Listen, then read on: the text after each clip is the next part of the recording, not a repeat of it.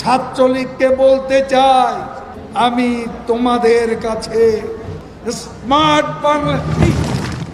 পতিত আওয়ামী লীগের সাধারণ সম্পাদক ওবায়দুল কাদের এখন কোথায়? নিশ্চিতভাবেই জানা গেল ৮ই নভেম্বর তিনি কলকাতায় পৌঁছেছেন। ৫ই আগস্ট থেকে ৯৫ দিন তিনি কোথায় ছিলেন, কিভাবে ছিলেন, কিভাবেই বা দেশ ছাড়লেন? খবর রয়েছে তিনি এক বিশেষ স্থানে আদর যত্নে দিন কাটাচ্ছিলেন।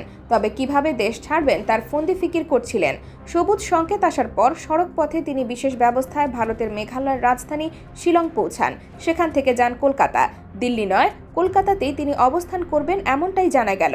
ভারত সরকারের কাছে তার জন্য কেউ কেউ লবিং করেছিলেন। শেখ হাসিনা এক্ষেত্রে অনেকটাই নীরব। আন্দোলন দমাতে ছাত্রলীগই যথেষ্ট। কাদেরের এই মন্তব্যে আন্দোলন আরও বেগবান হয়। পরিণতিতে শেখ হাসিনার পতন নিশ্চিত হয়। এ কারণে হাসিনা কাদেরের ওপর যার পর্যায় বিরক্ত। তাকে নিয়ে ছাত্র জনতার মধ্যেও ব্যাপক প্রতিক্রিয়া ছিল। এসব তথ্য তুলে ধরে একটি প্রতিবেদন প্রকাশ করেছে দৈনিক Manabzamin. IBTV USA, new York.